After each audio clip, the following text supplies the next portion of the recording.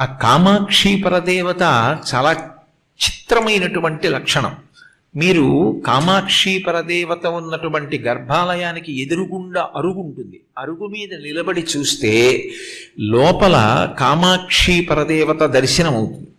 కొద్దిగా ఇటు పక్కకొచ్చి మీరు ఇలా చూస్తే లోపల తపోకామాక్షి కనపడుతుంది. అమ్మవారికి కుడి పక్కన ఉంటుంది తపోకామాక్షి గర్భాలయంలో. కొంచెం ఇలా వచ్చి చూస్తే తపోకామాక్షి కనపడుతుంది.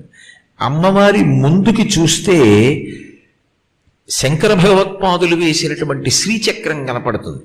దాన్ని బిలాకాశము అంటారు.